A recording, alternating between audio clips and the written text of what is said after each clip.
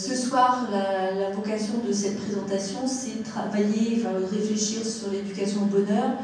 On pourrait l'appeler aussi l'éducation au mieux-être ou au bien-être, et pour une économie du bonheur ou bienveillante. J'ai rajouté effectivement un bonheur bienveillant, puisque selon la définition du bonheur, selon on va dire, le registre dans lequel on s'inscrit, eh bien, on n'aura pas nécessairement la même définition. Donc moi, c'est en sens bonheur, bienveillance. Et je vais l'approcher à partir d'une notion du capital émotionnel. Alors ça s'inspire, les outils que j'utilise s'inspirent du mindfulness et d'une approche thérapeutique qui est ACT, qui accepte même sa thérapie, mais que j'ai décliné en training, le test transforme en training, que j'ai décliné en version éducative. Alors, ma formation de base, pourquoi ce concept de capital émotionnel va expliciter pourquoi il y a le mot capital et pourquoi le mot émotionnel, puisque je suis de formation d'abord économiste, économiste des ressources humaines, mais j'ai été amenée à travailler sur dans le cadre de contrats européens, sur des appels d'offres de psychologie sociale sur la formation professionnelle qui était mon champ, mon domaine, on va dire, d'investigation. Et donc, par ce détour de discipline, et du coup, j'ai appris de la psychologie sociale un certain nombre de choses, entre autres que la performance est essentiellement liée, enfin pas essentiellement liée, mais fortement liée aux émotions. Et du coup, nous, les économistes, nous ne sommes pas armés ni outillés à mesurer l'impact des émotions sur la performance. Alors, la performance, vous savez, c'est un concept que l'économie utilise fortement, enfin, très fréquemment. Donc l'idée, c'était de comprendre quel est ce lien entre la performance et les émotions. Donc j'ai été amenée à reprendre des études et à faire psychologie. Et donc à tenter de terminer un doctorat en psycho et partager en sciences de gestion également sur le management des risques psychosociaux avec cette approche par le capital émotionnel. Alors, après, je vous expliquerai pourquoi je m'intéresse au bonheur ou à l'éducation au bonheur dans cette vision.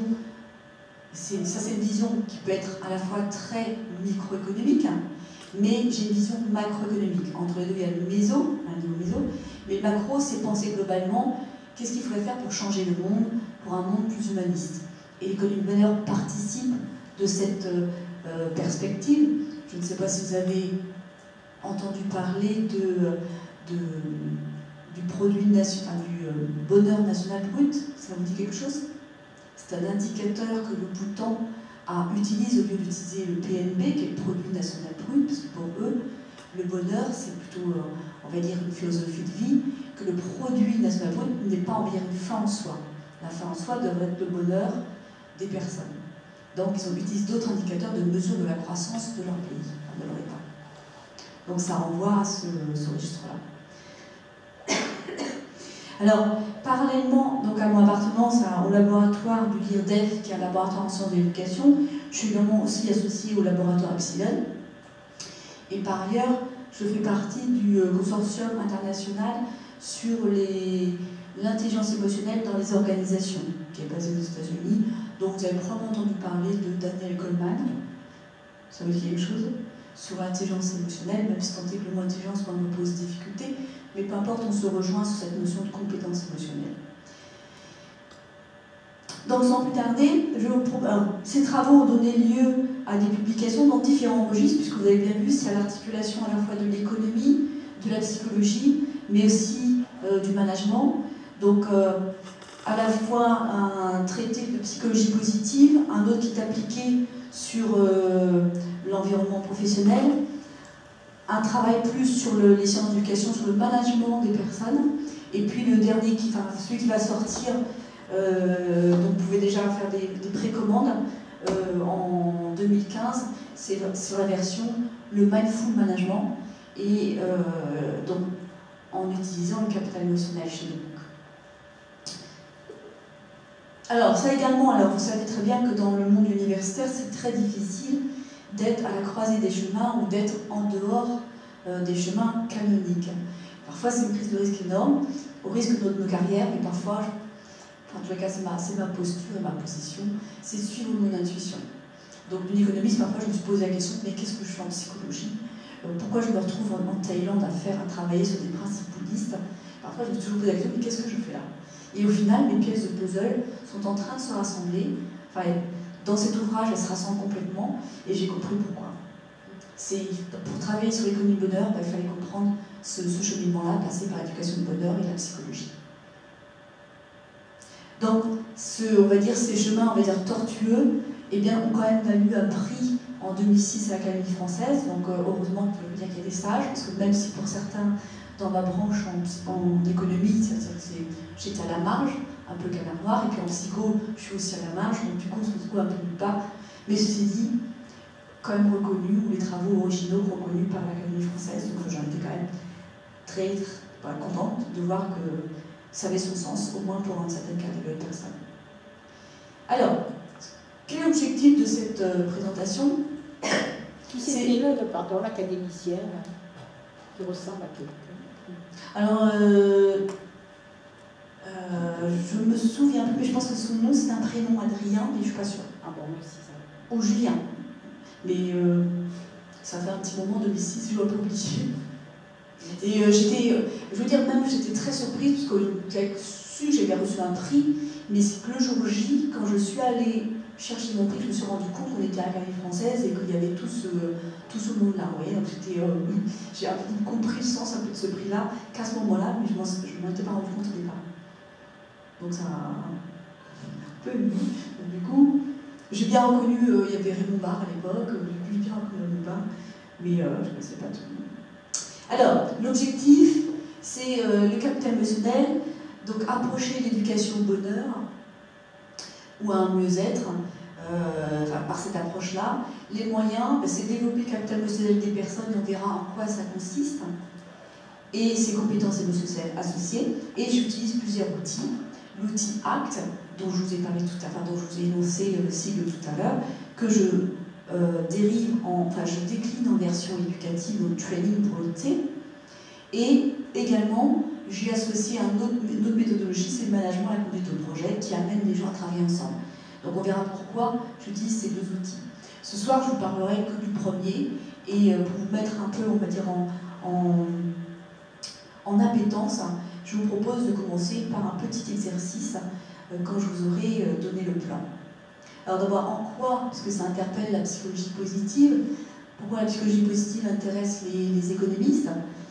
On le verra justement du passage de la notion d'intelligence émotionnelle à la notion de compétence émotionnelle, pour ensuite une déclinaison ou alors une approche, une perspective par l'économie des compétences émotionnelles au capital émotionnel. Pourquoi? Parce que vous savez très bien que si on veut agir pour changer le monde, si je prends de manière très globale, pour éduquer au bonheur, il n'y aura pas d'éducation, d'économie du bonheur sans changement d'hommes et de femmes, et donc ça passe par l'éducation. Et pour passer par l'éducation, eh bien, il faut que ça devienne un projet politique, et pour que ça devienne un projet politique, pour que nos gouvernants, on va dire nos décideurs politiques s'en saisissent, il faut apporter la preuve de son efficacité. On a les mêmes, on va dire, problèmes et difficultés lorsque c'est des approches non médicamenteuses, il faut apporter la preuve scientifique que ça marche. Donc il y a ce double, cette triple perspective, à la fois heuristique, à la fois scientifique, mais mon projet il est surtout politique. Alors, je pense que c'est cette intuition-là que je suis, ou je poursuis à travers mon passage par la psycho, l'éducation, l'économie. Pourquoi? Parce que je suis économiste de formation, et c'est de convaincre le politique qu'il y a urgence. Il y a urgence à développer ce capital émotionnel pour qu'on soit, pour la société, en mieux-être. Tout le monde connaît, on va dire, la souffrance dont on parle aujourd'hui, jusqu'au suicide, autant chez les plus jeunes que chez les personnes travaillant même dans les catégories sociales élevées. Alors, ce que je peux vous proposer, c'est la méthodologie, c'est des exercices sur le mindfulness et la conscience. Donc, je vais vous demander de fermer les yeux. Vous allez d'abord vous asseoir. C'est des exercices qu'on peut faire partout pour apprendre à déstresser et à être dans le moment présent, la pleine conscience. Sachez que si vous êtes proche des examens, parfois vous êtes stressé, vous êtes voilà, est-ce que je vais me planter, ou est-ce que j'ai tout bien appris par cœur? Eh bien, c'est un exercice simple, je le fais aussi avec des chefs d'entreprise, puisqu'on n'a pas toujours un tapis. pouvoir le faire, eh bien c'est d'avoir une chaise et puis de pouvoir le faire sans trop de conditions matérielles. Donc de fermer les yeux, de vous décontracter, de laisser aller votre corps relâché, donc attendu, enfin, autant que possible. Donc couper les portables pour ceux qui n'auraient pas fait.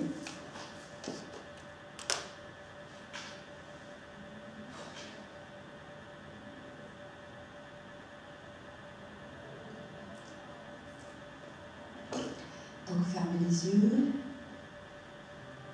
S'il vous plaît, installez-vous confortablement sur votre chaise et fermez vos yeux.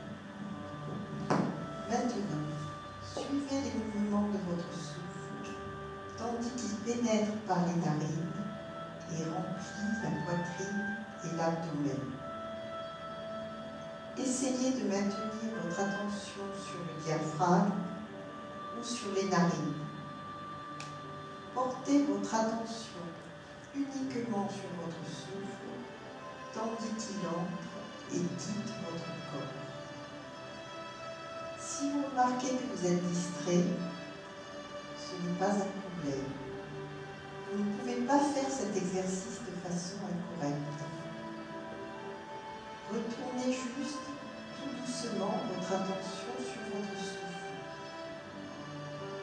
Chaque fois que vous remarquez que votre attention s'est éloignée, chaque fois que votre esprit vagabonde, pratiquez patiemment en le ramenant à la respiration. Maintenant, je voudrais que vous comptiez chaque inspiration. Chaque fois que vous inspirez, comptez 1, 2, 3, jusqu'à ce que vous arriviez à 10.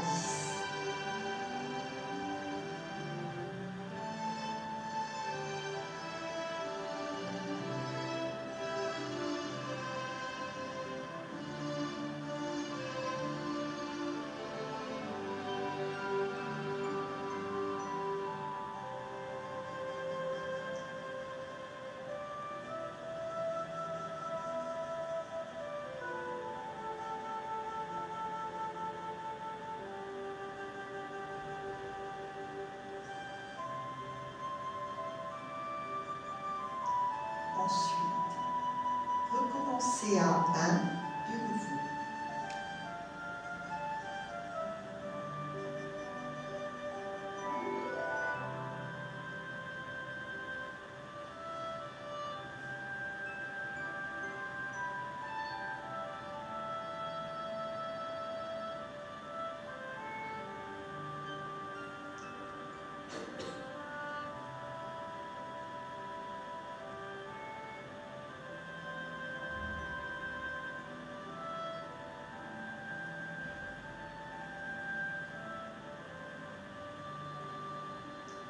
Ensuite, vous remarquerez que des pensées et des soucis apparaissent.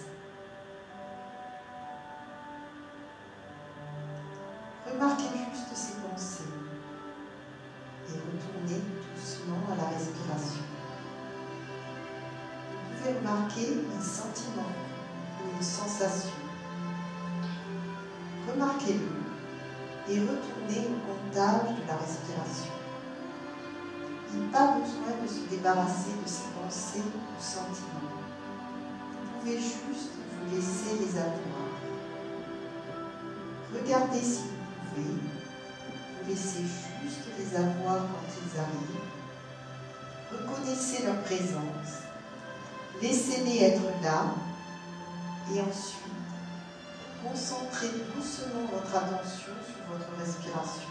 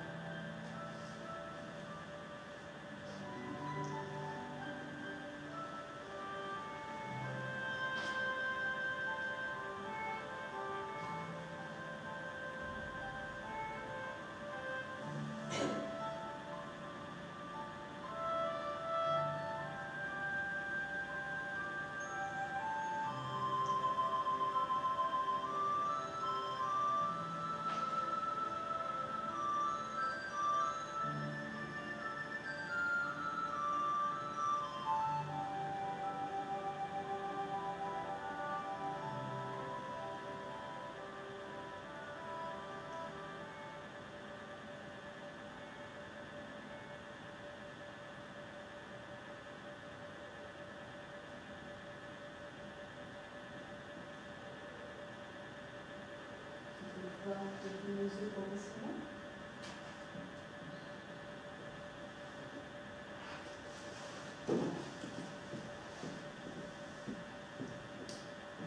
Alors le but de l'exercice, c'était de rester dans l'instant présent, puisque la pensée, souvent nous amène des milliards de pensées. La pensée fait toujours souffrir, puisque on est soit dans le futur ou soit dans le passé. Donc on a toujours la nostalgie sur le passé ou la crainte du futur. Donc en fait notre vie est faite de souffrance. Donc il faut réapprendre à vivre le moment présent.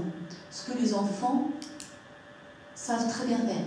Quand ils veulent une voiture rouge, le camion, c'est tout de suite, c'est pas demain, c'est pas après-demain. Parce qu'ils sont dans l'instant présent. Et l'instant présent, c'est l'instant qu'il faut réapprendre à vivre, réapprendre à apprécier, pour pouvoir, on va dire, apprendre à déstresser, apprendre à apprécier les petits moments. Donc là, on appelle ça parfois de la méditation, mais une balade ou s'arrêter dehors sous le soleil, ça peut être un moment de méditation. Regarder les feuilles tomber, c'est être dans le moment présent.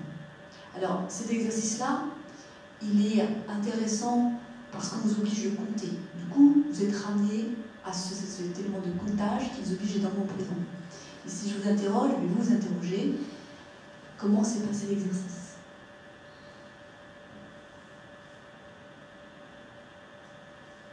Non, on réussit pas, mais comment s'est passé l'exercice? Qu'est-ce qui s'est passé pour vous? Non, ça fait du bien, ça, franchement, ça fait du bien. Vous êtes resté constamment dans le moment présent? Ou votre pensée? Mais aussi, je connais cet exercice, je ne sais pas si vous connaissez la cloche de la pleine conscience qu'on peut installer sur le portable. Ouais, voilà, ça arrive. Oui, ça aide vraiment, ça nous tient dans l'instant présent. C'est super. Moi, je pourrais essayer d'aller jusqu'à 10. Ça reste trop lentement. Alors, du coup, il y a des pensées qui sont arrivées. Ouais, parce qu'en fait, j'ai fait ça en stage et du coup, ça me faisait penser au stage. Ah, d'accord, voilà. Moi, j'ai pas réussi à assez me concentrer. Tu étais partie ailleurs. Ouais. Et bien là, après pour l'exercice. J'étais à la fois dans la concentration, la respiration, et je partais vagabonder, et je revenais, je partais vagabonder, je revenais.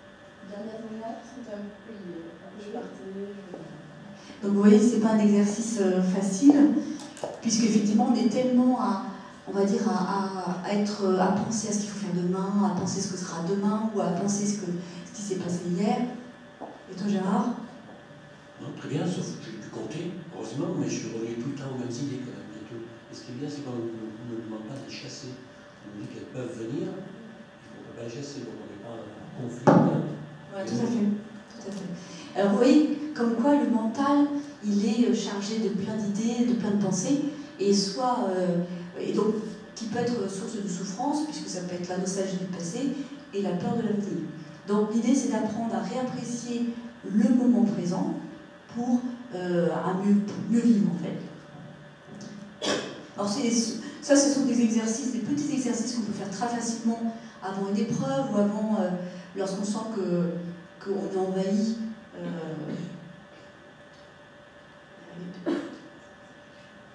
mentalement, pour se reconcentrer sur le moment présent. Alors, je retrouve ma page.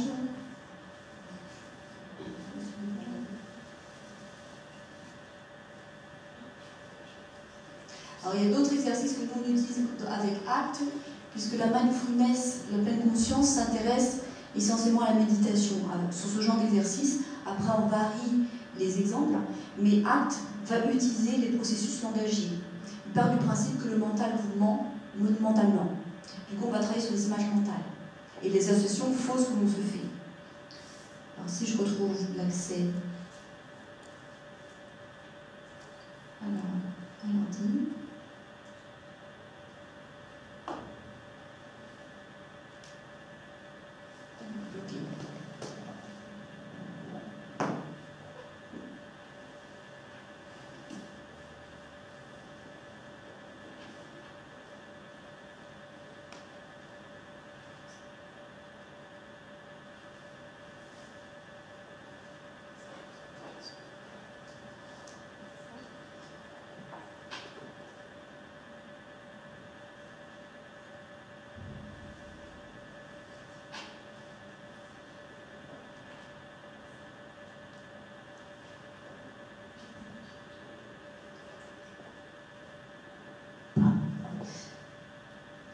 les méthodes, mais ça a marché. Alors, donc en quoi la psychologie positive m'intéresse les économistes? Alors je vous évoquais tout à l'heure le contrat européen, où on se rend compte effectivement, puis d'autres travaux qui nous montrent que le bonheur rend plus efficace, à l'inverse, le mal-être impacte la performance, et du point de vue économique, on sait bien que l'argent ne suffit pas au bonheur, il y contribue, mais ça ne suffit pas. Et donc pour moi, en tant qu'économiste, des ressources humaines et travail sur les sciences du management, ce sont des sujets qui nous intéressent. Alors, l'approche thérapeutique à une approche éducative, ou du sujet souffrant au sujet sain, il ne faut pas attendre d'être souffrant pour éduquer, on dirait, les personnes à cette méthodologie. Donc l'idée, c'est de travailler sur une version éducative, non pas thérapeutique, pour amener les gens à s'adapter ou à faire face à des situations qui soient difficiles. Donc, une éducation, une psychologie, une éducation positive pour un mieux-être, une vie épanouie, engagée, remplie de sens. Alors, quels sont les fondements, les fondateurs et objectifs de la psychologie positive? Eh bien, on a retrouvé la branche de la psychologie cognitive basée sur les fondements humanistes, mais les pères fondateurs de la psychologie positive, probablement si vous venez de psychologie, c'est Seligman, et j'arrive pas à prononcer l'autre, et son collaborateur, c'est assez long à prononcer. C'est un peu injuste d'ailleurs, on l'appelait Mihaly. Donc c'est des études qui montrent scientifiques que lorsqu'effectivement on a des conditions qui contribuent à l'épanouissement, eh bien ça va faciliter le fonctionnement optimal des personnes et des groupes, mais aussi des organisations et donc des entreprises. Le résultat scientifique, c'est rendre la simple poursuite du plaisir ne conduit pas à un bien-être durable. Là, c'est le plaisir, par exemple, l'achat, on va dire les achats de Noël, qui sont des achats tangibles. Souvent, l'économiste s'est limité à ce genre de plaisir, dans la définition de plaisir. Mais ce qui construit le bonheur, c'est davantage l'engagement, que ce soit l'amour, le travail ou ailleurs.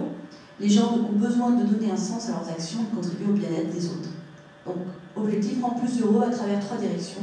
Une vie plaisante, engagée et pleine de sens. Ça, on le retrouve à travers les travaux d'économie sur l'économie du bonheur, mais dont il y a 2 versions, une version hédonique et une version eudémonique. Et moi, je travaille sur celle eudémonique, on verra tout à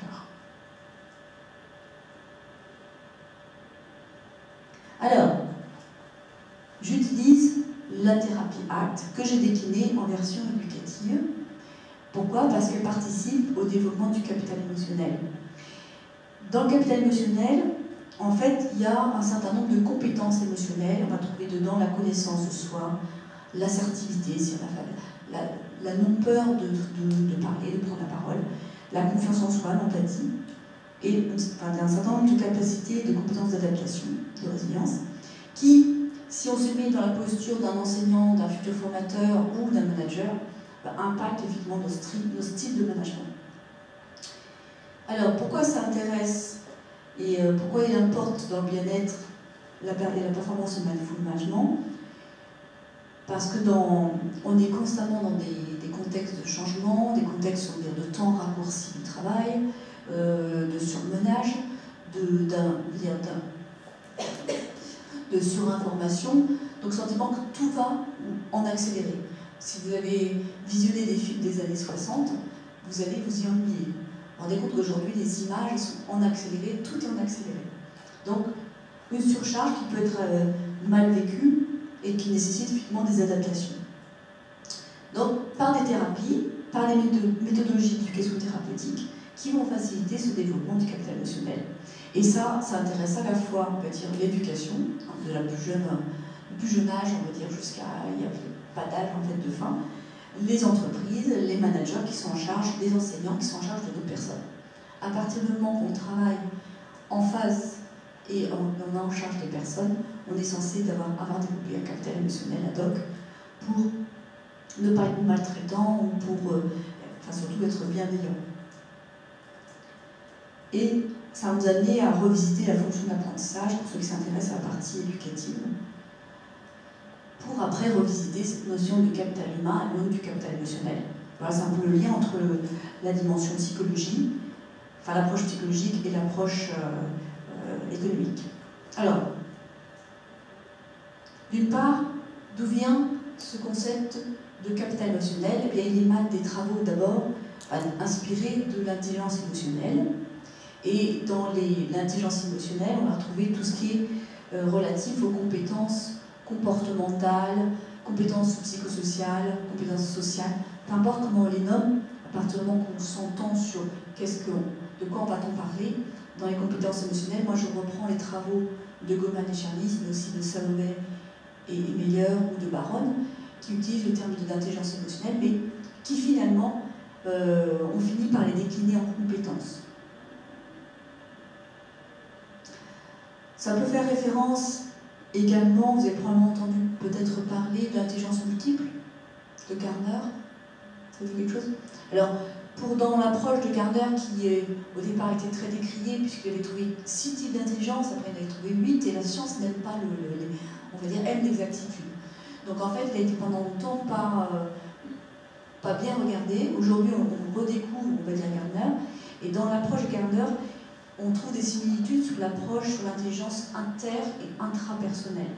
Donc si vous avez étudié Audouard Gardner, vous retrouvez dans cette dimension de l'intelligence. Donc, ceux qui ont écrit sur l'intelligence émotionnelle, Solveig, Baron, qui a défini un quotient émotionnel, et Goleman et Charnis, qui ont créé ce consortium international. Goleman a été fortement critiqué parce qu'effectivement c'est un vulgarisateur, mais il a eu l'intelligence d'esprit de réunir un groupe de chercheurs internationaux, donc je fais partie, où chaque année on présente les avancées des travaux, on teste les grilles pour les valider, enfin les améliorer scientifiquement. Et Charnis, c'est un psychologue, un universel psychologue. Donc depuis son premier ouvrage de 1996, il y a eu un dernier ouvrage de 2001 qui est acceptable du point de vue scientifique. Alors que sont les compétences émotionnelles? Alors ce que je disais tout à l'heure, c'est qu'en fait l'intelligence émotionnelle, pour ces deux auteurs, n'est pas un bon prédicteur, on va dire, de la performance dans le job, mais ce sont bien plus les compétences émotionnelles. Et c'est en ça que je rejoins les travaux justement de la psychologie, puisque nous, en ressources humaines, en économie des ressources humaines, on travaille sur la notion de compétence. Donc le pont, vous voyez, il est facile à faire. La seule chose, pas si facile que ça, puisque nous n'étions pas outillés, nous les économistes, à mesurer ce genre de choses. On est outillés à mesurer les compétences techniques, les compétences générales, mais les compétences qui sont d'une autre nature, on ne l'était pas. D'où mon passage par la psychologie. Alors, je n'aime pas traduire l'anglais parce que j'ai peur de trahir on va dire les auteurs. Mais vous voyez, ce qui est intéressant dans ces grilles-là, c'est le partage en deux. Il y a une partie compétences émotionnelles personnelles qui sont autour de la connaissance de soi, donc tout ce qui est l'estime de soi, la confiance en soi. Après, c'est la régulation de soi. Et l'autre versant, c'est mon contact avec les autres. C'est les compétences émotionnelles, sociales. C'est ma relation à l'autre, donc ma conscience de l'autre. Donc ça va être l'empathie. Donc on sait que dans les métiers du soin, la santé, le sport, la formation, tout ça c'est important. Le sens de l'organisation, des règles de vie. Ça vaut pour une classe, ça vaut pour, on va dire, un établissement, ça vaut pour une entreprise. Et puis toutes ces compétences qu'on appelait compétences de communication, c'est la capacité à communiquer avec les autres, la capacité, on va dire, à dynamiser un groupe. Voilà. Donc, très sommairement retraduit, c'est une partie sur les compétences émotionnelles personnelles, l'autorégulation et la conscience de soi, l'autorégulation ou la régulation de soi, la conscience sociale et les attitudes sociales de communication. Donc il y a ces 4 blocs, mais qui sont sous 2 types de compétences, les compétences émotionnelles personnelles et les compétences émotionnelles sociales. Alors, j'avais travaillé longtemps sur le genre, et je me suis rendu compte que si on genrifiait, on genrait ces grilles-là, ça explique pourquoi les filles, on les retrouve beaucoup plus souvent dans des filières du secteur social. Parce qu'en fait, on nous forme depuis tout petit, depuis le plus jeune âge, à ce genre à la partie, on va dire, compétences émotionnelles sociales, et qu'on a un peu moins développé chez les filles l'assertivité, la confiance en soi. Et comme on est à l'approche de Noël, on va prendre un tout petit exemple. Qu'offre-t-on à un garçon à Noël, un petit garçon, dans la panoplie des jouets? une voiture, quoi d'autre? Ouais, voilà, le pistolet, ou la panoplie du héros, donc je suis plus fort, je suis le meilleur. Parce que quand on a un pistolet, effectivement, on va jouer à ces jeux-là, à ce jeu de combat. Et chez la fille, une poupée, voilà, tout le berceau, la soin. Donc en fait, si vous regardez ne serait-ce que le jouet, donc si vous êtes papa ou maman, faites attention à vos jeux et à vos jouets, ce n'est pas, on va dire, anodin. C'est que vous commencez à développer des comportements répétés vont développer des compétences émotionnelles différenciées. Donc l'empathie, c'est prendre soin de son bébé, il pleure, je lui donne à manger, et le garçon va avoir peut-être plus développer sa confiance en soi. Et ça, c'est qu'un exemple. J'en ai plein d'autres du point de vue éducatif sur les rapports sociaux de sexe qui ne sont pas identiques quand on a un papa et une maman face à son fils. Face à son fils, il y a une altercation, ce petit garçon revient par son papa et dit « J'ai été chahuté par Alexandre dans la cour, ce matin, le père dira « Défends-toi mon fils, que si c'est une fille, évite-le la prochaine fois. » On a souvent entendu ce genre de discours ou de réponse aux enfants. Et du coup, ça ne fait pas les mêmes comportements et de ça répéter en termes de compétences, ça ne donne pas la même chose. Voilà. Ce sont que deux petits exemples, mais on est renforcé par les stéréotypes sociaux de sexe que l'on trouve en classe, même inconscients de la part des enseignants, parce qu'ils n'ont pas conscience de ça. Et bien vous imaginez, c'est par hasard qu'on trouve plus souvent des filles dans les filières du secteur social, parce que si elles se sont auto-censurées pour les filières de compétition. Mais bon, c'est pas l'objet du séminaire ce soir, mais c'est juste pour dire que ma grille elle fonctionne et elle explique pas mal de choses. Et du coup, ça veut dire qu'on peut. Moi, je suis féministe qui aime bien mettre les mains dans le cambouis, qui est bien outillé.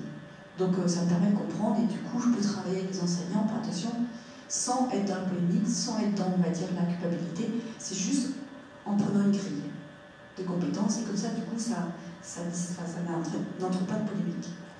Et on peut œuvrer ensemble à changer nos comportements. Alors on a vu d'où venaient ces compétences émotionnelles, elles émanent des travaux de l'intelligence émotionnelle. Maintenant, d'où vient l'approche ACT? Alors elle s'inscrit dans les mouvements du mindfulness, de la pleine conscience, mais elle y ajoute une dimension cognitive, c'est l'approche verbale. Donc c'est courant de thérapie cognitive et comportementale avec la théorie des cadres relationnels. Donc c'est dit une thérapie de troisième vague. Son père, c'est Hayes Strozal et Kelly Wilson. Moi, j'ai été formée par Kelly Wilson. D'ailleurs, si vous êtes intéressé, il y a un stage à Toulouse qui aura lieu au mois de février. Il ne se déplace pas souvent. Moi, je fais un stage à New York. Il ne se déplace pas souvent en France. Alors, bon, c'est vraiment un thème à la mode. Vous avez l'estime de soi, l'anxiété, la méditation. Tout le monde a entendu parler de ça. On commence à entendre parler sur le mindful. Pourquoi? Parce qu'on commence à avoir de résultats très prometteurs du point de vue de l'impact sur la santé. Et bien au-delà de la santé, sur qui se sent bien, travaille bien, donc ça aussi, ça impacte la performance au travail. Alors l'objectif de ACT, c'est de développer une flexibilité psychologique. C'est-à-dire ne pas rester coincé, bloqué par, on va dire, une idée qui passe, ou par, on va dire, un sentiment de nullité ou par une situation qui était stressante, une situation qui était de souffrance. Là, je suis rompue avec mon ex c'est ce soir à la soirée, non, je n'y vais pas. Non, c'est pas possible, je ne peux pas y aller. Voilà, donc on s'auto-censure.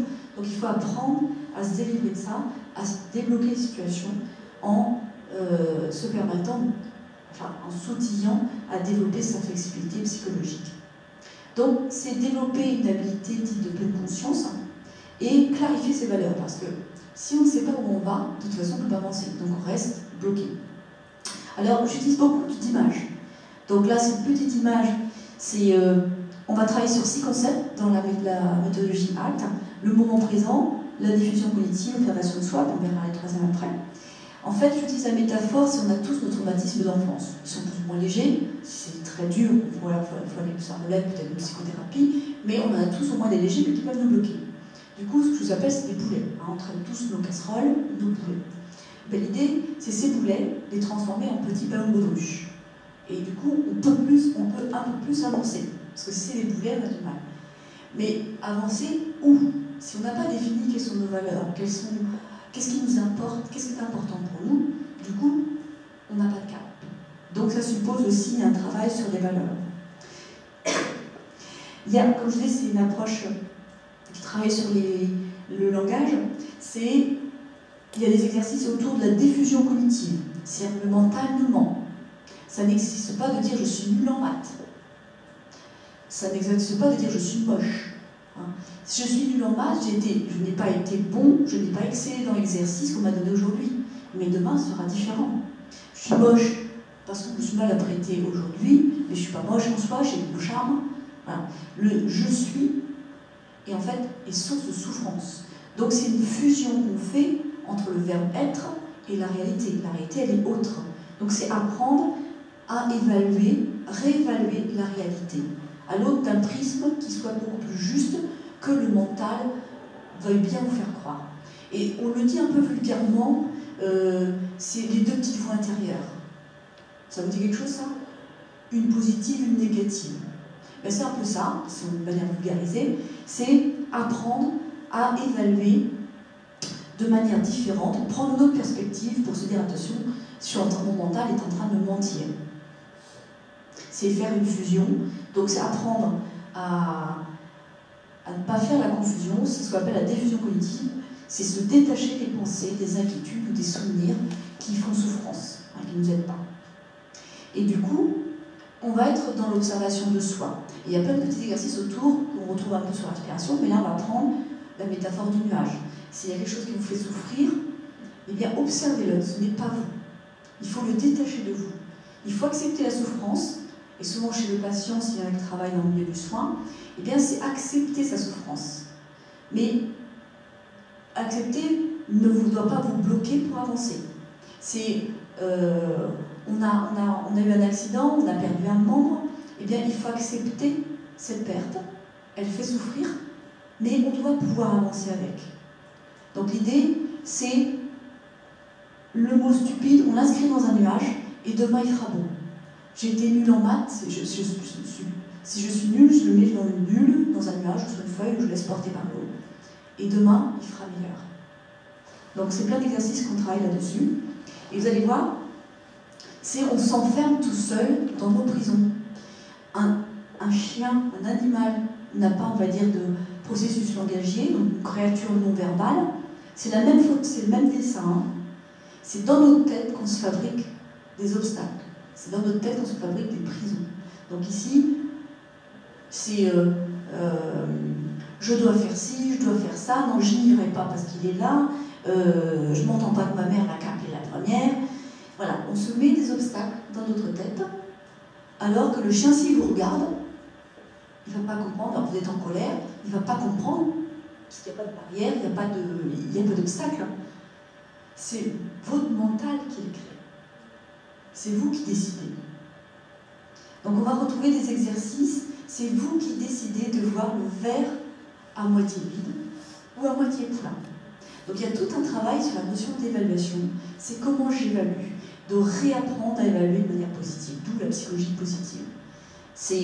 On dit d'ailleurs des Français qui sont très râleurs, qui râlent tout le temps, peut-être parce que ça renvoie peut-être à notre éducation judéo-chrétienne, il ne faut surtout pas montrer qu'on a du plaisir ou qu'on est heureux. Donc il y a tout ce travail à déconstruire pour revisiter nos façons d'évaluer. Donc la notion d'évaluation est extrêmement importante dans l'approche acte. Alors dans les autres exercices, c'est accepter qu'on n'est pas parfait, accepter que ça fait souffrir, que les émotions négatives font partie aussi de la vie, mais ça ne doit pas nous empêcher d'avancer, ça ne doit pas nous bloquer, nous rendre rigides psychologiquement. Donc il ne faut pas se laisser submerger, donc transformer le boulet en ballon de baudruche. Et ce que je vous disais tout à l'heure, pour pouvoir avancer avec nos petits ballons, il faut définir son cap. Si on n'a pas de cap, on ne sait pas où on va. C'est tout azimut. Donc, ça suppose de définir ses priorités. Alors, on le fait avec des valeurs, vous avez les domaines de vie, et puis on gradifie, on se dit, mais on range, classe, on va dire, nos domaines de vie importants, mais on peut le faire par d'autres exercices. Alors, je le fais avec l'exercice, alors, si ça pose problème pour certaines personnes, je le fais sur les funérailles, c'est que je vous demande de dessiner vos propres obsèques. Ou alors, soit vous dites que vous avez la mort 80 ans et que toute votre famille, tous vos proches, toutes les personnes qui vous aiment sont là, et puis vous attendez ils vont vous faire un discours. Et donc, si je reprends l'exercice des funérailles, je demande de dessiner ces obsèques et puis mettre une petite bulle des personnes qui sont là rassemblées auprès de vous. Et qu'est-ce que vous aimeriez qu'ils disent de vous? Et après, je demande de refaire l'exercice, c'est qu'est-ce qu'ils diraient vraiment de vous? Et parfois, on se rend compte que la réalité, elle est autre, entre ce que l'on veut voir de nous, ou entendre de nous, et ce que vraiment les gens voient de vous, eh bien, il peut y avoir une distorsion. Et la distorsion est liée au fait qu'on croit avoir un cap, et en fait, on ne le suit pas. Donc, est-ce que je n'ai pas le répéter par rapport à Emmanuel, c'est entendu, c'est quand on avait fait un premier exposé, moi, quand j'ai fait cet exercice-là, ça a été un déclic. C'était, je voulais entendre dire, elle était pleine de vie, elle aimait voyager, elle adorait la plongée sous-marine, elle prenait du temps pour elle. Et je sais que de l'autre côté, elle travaillait tout le temps, elle n'avait jamais le temps de faire ce qu'elle voulait. Vous voyez, et c'est là je me dis, je suis à côté de mes valeurs. Donc il faut que je m'appuie sur mes valeurs pour avancer. Sinon, je perds mon cap et du coup ça n'a plus de sens. Et il y a beaucoup de gens qui sont dans des vies qui ne souhaitent pas, ou que c'est les parents qui ont souhaité. Et souvent ça arrive, ce changement, ce déclic à une maturité de vie, ou alors parce qu'on a subi un accident, ou alors parce qu'on a failli perdre la vie, par exemple un cancer, et on se dit, mais finalement, c'est pas la vie que j'aurais pu faire, là je me suis rendu compte, j'ai failli mourir, et j'ai rien fait de ce que je voulais. Et il ne faut pas attendre ça pour en fait commencer à travailler sur ses propres valeurs.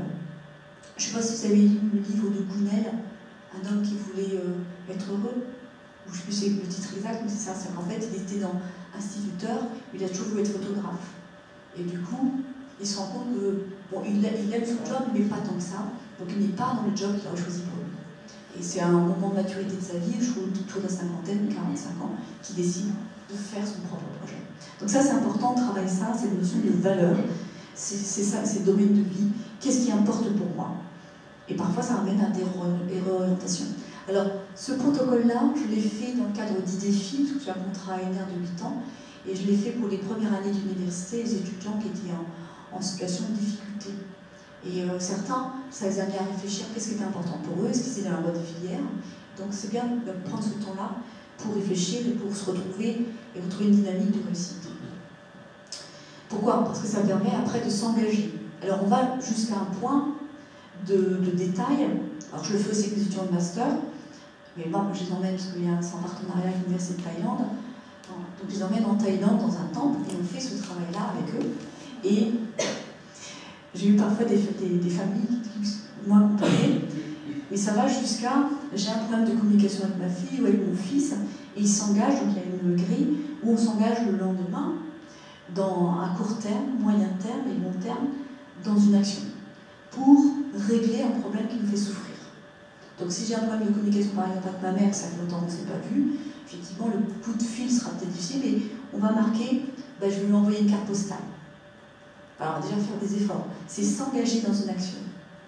C'est commencer à mettre en œuvre, d'où le mot acte, hein, c'est le commitment, c'est je m'engage à changer ou à commencer à travailler sur mes souffrances. Donc se fixer des objectifs en fonction de ses valeurs et les mettre en œuvre de façon responsable. C'est-à-dire que si la famille est une valeur, je me suis fâchée avec ma mère, là il faut commencer à y travailler parce que c'est une source de souffrance permanente. Donc si on veut commencer à l'atténuer, il faut s'engager. Après, soit s'engager dans le pardon, dans la compassion, de savoir pardonner. Voilà, c'est un petit exercice et qui amène effectivement à retravailler cette dimension d'évaluation pour une évaluation positive et à s'engager, on va dire, dans la direction de nos valeurs. C'est important.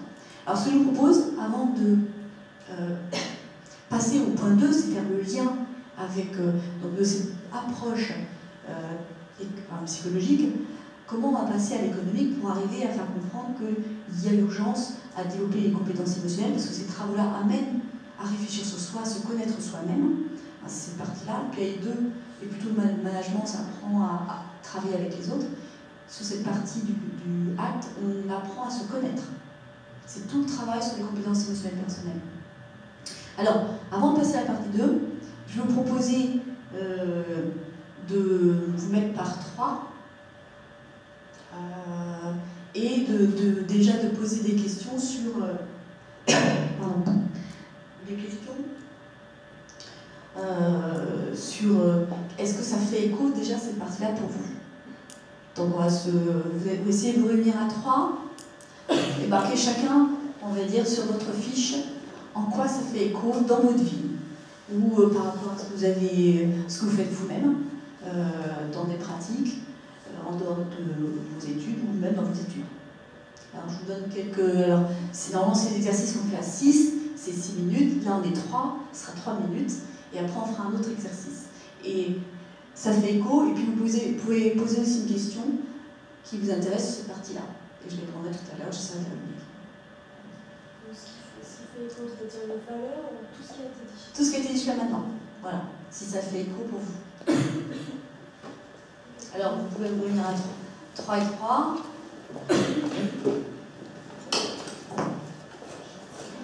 Un petit exercice sur l'évaluation.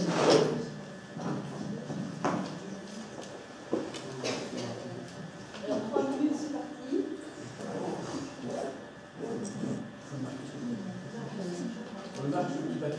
Chacun marque sur son petit papier et puis une question en plus. Vous sélectionnez une question par groupe. Donc vous marquez ce qui fait écho pour vous et je vous ai donné plusieurs papiers. Alors on n'en a pas. Et profiter de ce groupe-là pour également faire émerger une question sur cette partie-là. Alors, qui n'a pas de... On n'a pas du tout de... Alors, papier.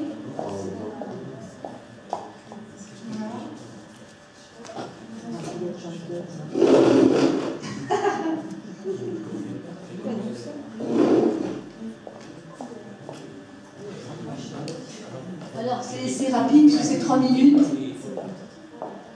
Il est 19h.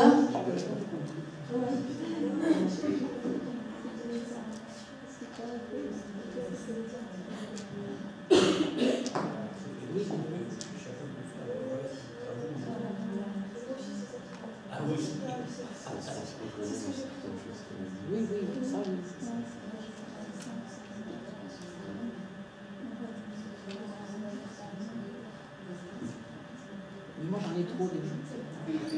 Moi je stresse tout le temps parce que je me dis tu es là pour être à New York.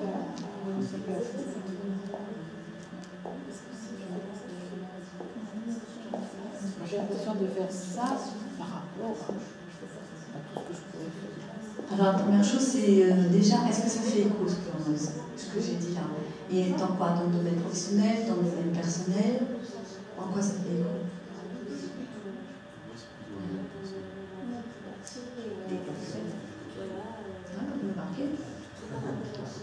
Et après, c'est une question, si des choses qui n'étaient pas claires, vous souhaitez que j'éclaircisse.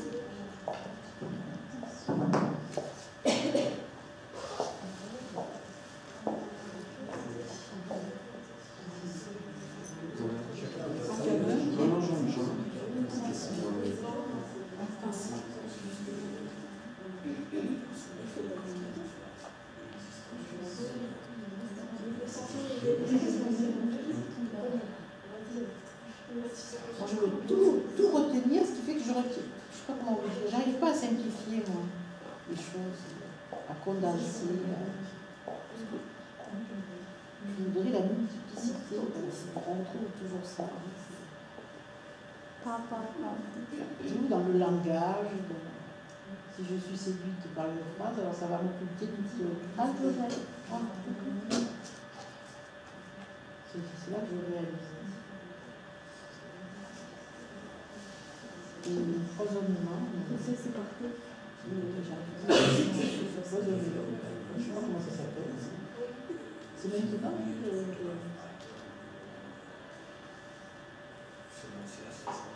évidemment, j'ai du mal à retenir les choses, parce que ça se bouscule. Ça porte bien, ça. Oui, quand j'écoute la radio, c'est pareil, je me jette sur des carnets. Alors j'ai des carnets. Alors après, ça se tombe, je ne sais pas si je vais ou pas.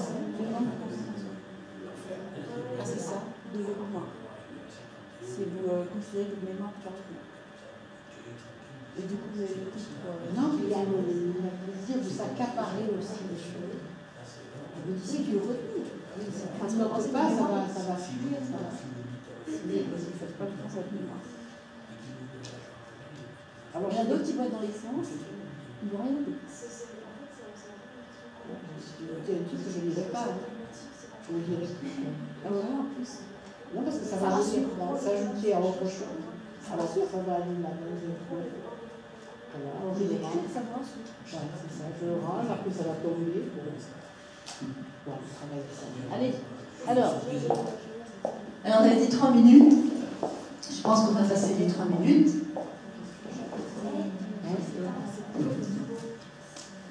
Voilà, 4.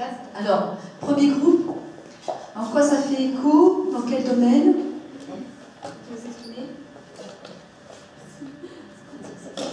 Une des questions qu'on se pose, c'est faut-il suivre donc ses intuitions ou ses désirs quand il y a des contraintes personnelles, enfin, sociales et économiques. Donc dans le cas du photographe, à 16 ans, est-ce que ses parents l'auraient poussé à faire la photographie? Il a été peut-être prudent, peut-être instit, ça accumule un petit capital, non pas émotionnel, mais au moins capital financier pour s'attaquer à ce projet à 50 ans. La prise de risque n'est pas la même qu'à 16 ans. D'autres questions? Ou alors réaction? Parce que je pense que l'argent, c'est-à-dire que le pourquoi, oui, ça me paraît évident, mais c'est comment concilier toutes ces contingences pragmatiques, existentielles, avec les idéaux qui sont plus essentiels. Comment les concilier? Quelle est la méthode? C'était plutôt ça notre intervention.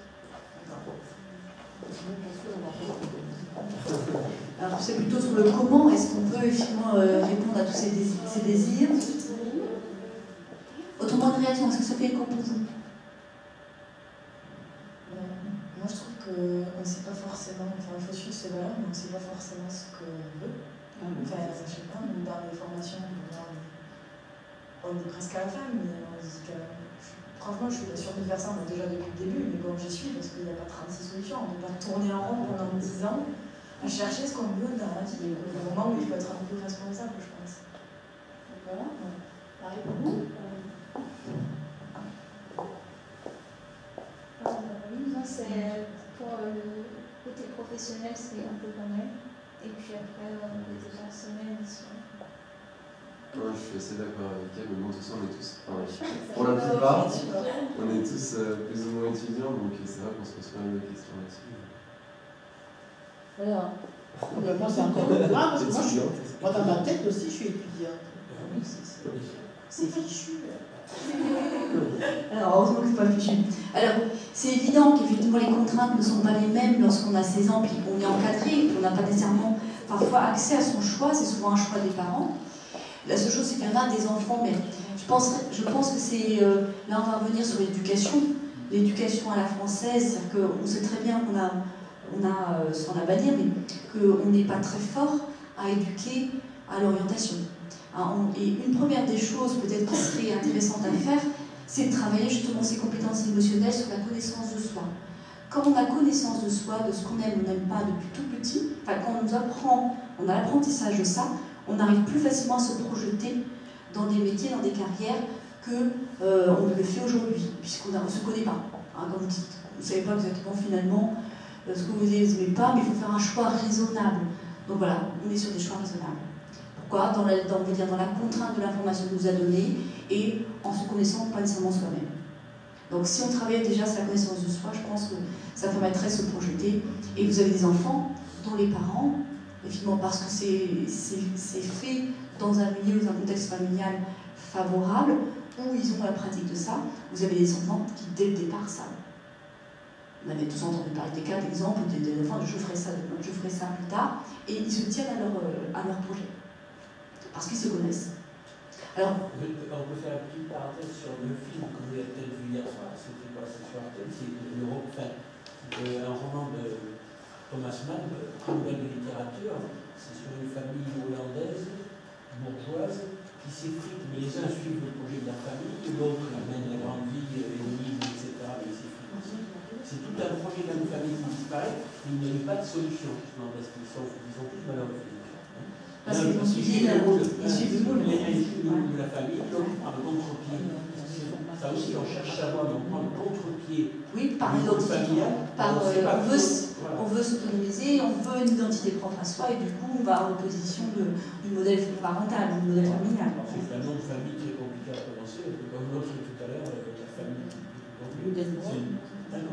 Budenbrun. Oui, c'est ça. Moi, j'ai dit au hasard. Alors, c'est ça, oui, c'est un prix Nobel de littérature. Quand je travaillais sur le genre, quand je faisais découvrir ça aux étudiants, j'avais un public féminin, et beaucoup se sont dit, mais finalement, c'était pas mon choix. Ils se sont rendus compte que c'était pas leur choix. Que, par contre, certaines étaient dans leur choix, parce que c'était que des familles, c'était une famille avec que des filles. Et du coup, il n'y avait pas de. Dans les filles, dans les familles filles-garçons, il y a déjà, on va dire, des attentes sociaux de sexe qui sont déjà très fortes de la famille, que dans une famille de filles, finalement, le champ des possibles est plus large. Vous voyez, les études le montrent, et dans les groupes, dans les promotions que j'ai fait les formations, elles ont compris ça à ce moment-là. Du coup, ça explique pas mal de trajectoires qui ne sont pas les nôtres. Alors après, il y a effectivement les contraintes, on va dire, financières, on n'a pas toujours les moyens de ces objectifs ou de ces désirs. Il faut composer avec. Mais à un moment donné, lorsque c'est prégnant, quand ça devient une valeur, on va dire, extrêmement importante, il faut suivre. Il faut suivre son chemin. Autrement, on est dans la souffrance, on est dans l'insatisfaisant. Il y a combien d'enseignants qui sont dans des situations de souffrance parce que finalement, ils ont fait ça pour certaines valeurs qui s'amenuisent au fil du temps ou alors qui ne sont pas vraiment en phase avec leur vrai désir. Alors, je vous ai promis aussi un deuxième exercice. Alors, ce qu'on va faire, c'est justement la notion d'évaluation. Alors, j'avais demandé un tableau blanc, on ne l'a pas. Je vais vous donner une liste de mots et on va commencer à travailler l'évaluation, à changer de vocabulaire. Alors, si je vous dis, alors c'est la métaphore du verre à moitié plein pour aller vers la moitié vide pour le verre à moitié plein. Donc, changer de votre vocabulaire négatif à positif. Si je vous dis échec, vous n'êtes pas fort en vocabulaire. Un échec, comment on peut le voir positivement?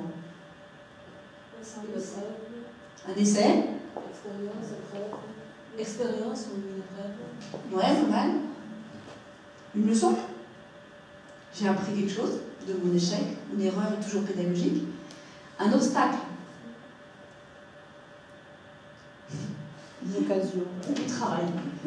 Une occasion. Ouais. Une opportunité. Vous voyez, bah là, on est plutôt dans le verre à moitié vide. Un défi, un challenge. Parfois, ça donne du punch, je veux dire, je vais y arriver. Impossible. Comment on peut transformer? Un défi. Ah bien, on tombe dans l'autre, il faut que ce soit quand même proche, mais la même chose, mais dit positivement. Un défi. Oui. Alors non, parce que peu probable. Peu probable, ça laisse un champ, une petite ouverture. Donc impossible, peu probable, mais ça laisse une petite ouverture. Nul. Vous allez voir un film, c'est... Nul, on peut s'améliorer, exactement. Vous êtes allé voir un film nul, vous dire qu'il n'était pas...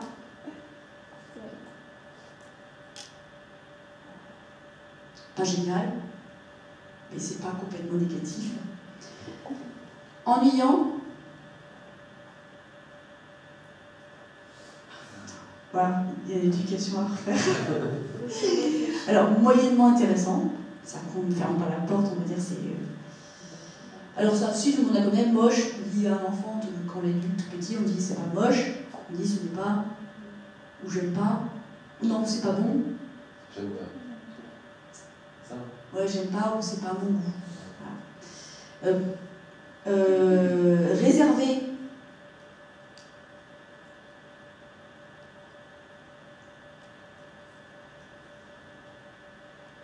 En fait, moi je travaille sur les compétences, donc souvent les gens donnent des défauts, j'y transforme les moi en positif. Prudent. Illuminé.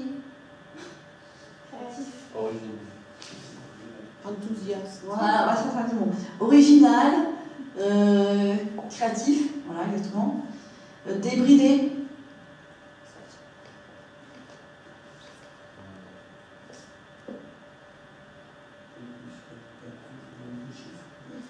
Impulsif, hein, c'est ça négatif. Spontané. Débridé, c'est quelqu'un qui va tout de suite s'exprimer un peu vite, enfin spontané. Alors, vous voyez, on a fait. En fait, il faut apprendre à regarder les choses positivement et à en parler positivement. C'est le verre à moitié plein. Alors, comparaison maintenant. Donc, c'est quel est, on pourrait le voir en amenant un côté positif à une situation.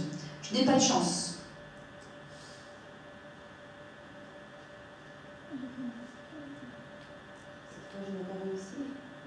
Alors là, il faut dire je n'ai pas de chance. Et du coup, c'est mais il faut lui ajouter du côté positif.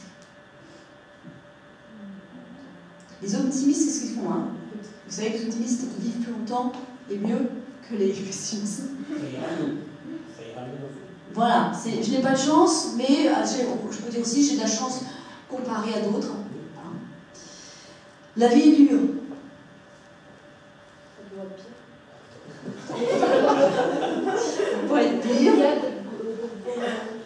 Voilà, bon, la vie est dure, il y a de bons moments. Où la vie est dure, c'est une épreuve, mais je me renforce chaque jour pour pouvoir côté positif. J'étais pourtant pas loin du but.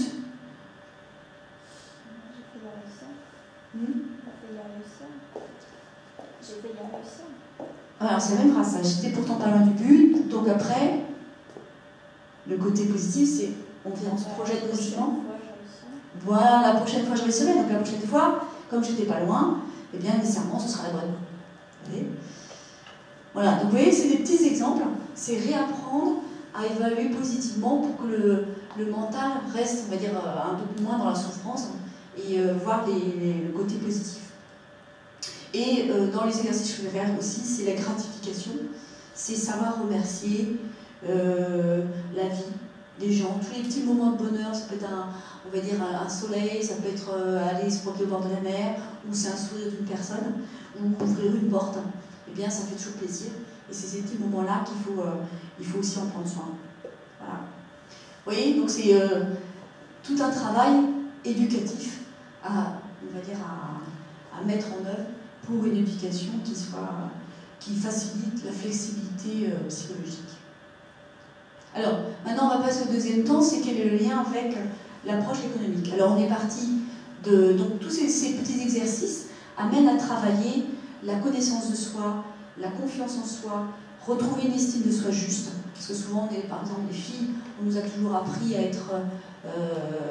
à pas être en avant, donc on est souvent à se sous-estimer, à s'auto-censurer. Les études scientifiques montrent qu'à score supérieur, par exemple en sciences, les filles se projettent moins dans les carrières scientifiques, parce qu'elles se disent non, je ne serai pas capable. Voilà. Donc c'est de l'autocensure. Donc c'est apprendre à avoir une estime de soi qui soit plus juste, ou plus proche de la réalité.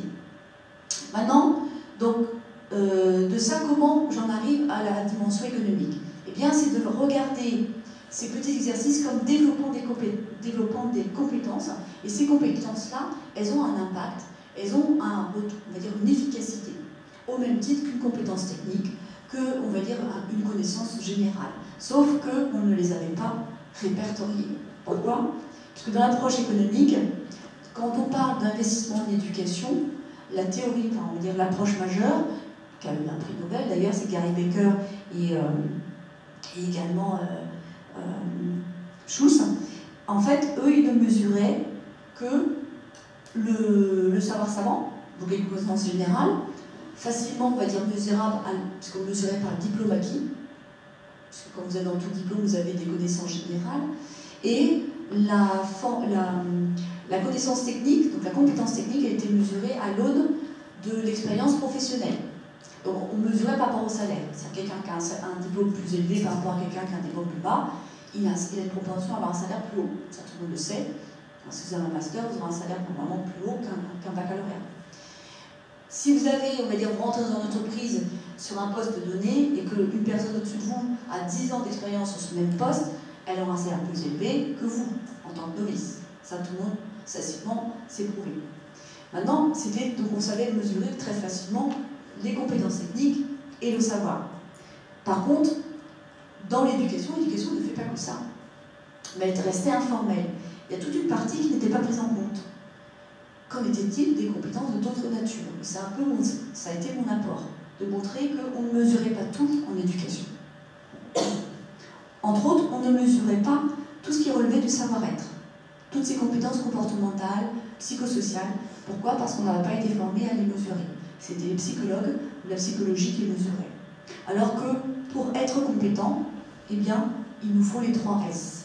Alors, pas dans tous les domaines, mais dans les secteurs de l'éducation, le secteur des métiers émotionnels, on verra tout à l'heure ce que c'est, eh bien, il nous faut les 3 S. Et si j'étais à recruter, eh bien, j'aurais cette grille, je vérifierais en pondération de combien il faut en pourcentage, on va dire, sur le profil, en termes de savoir-être. Si on est dans des métiers émotionnels, elle sera extrêmement importante. Si on est quelqu'un qui travaille à la chaîne, je n'ai pas de contact avec d'autres, et bien sûr, toute la dimension savoir-être sera moins pondérante. Donc ça donnera plus à des compétences techniques. Mais pour être compétent, eh bien, c'est ces 3 dimensions de savoir, c'est une combinaison de savoir, savoir-faire et de savoir-être. Si je prends par exemple l'infirmière, si elle a la connaissance de la molécule ou du savoir savant qu'elle va mettre dans son injection, dans la piqûre, et si elle sait faire l'acte technique de l'injection, eh bien, il se peut, si elle n'a pas de savoir-être, si elle n'a pas développé les compétences d'empathie, elle peut être maltraitante. Elle sera performante, mais elle ne sera pas, on va dire, compétente. C'est exactement pareil pour une aide-soignante qui, on lui demande de faire tant de lits par heure, donc l'acte technique de faire le lit ou de faire la toilette, eh bien, elle sera performante, mais si elle est maltraitante, on ne pourra pas dire qu'elle est compétente. D'ailleurs, on l'a remarqué lorsqu'il y a eu des formations auxiliaires de vie lancées par Pôle emploi pour des gens qui recherchaient du travail qui n'étaient pas du domaine.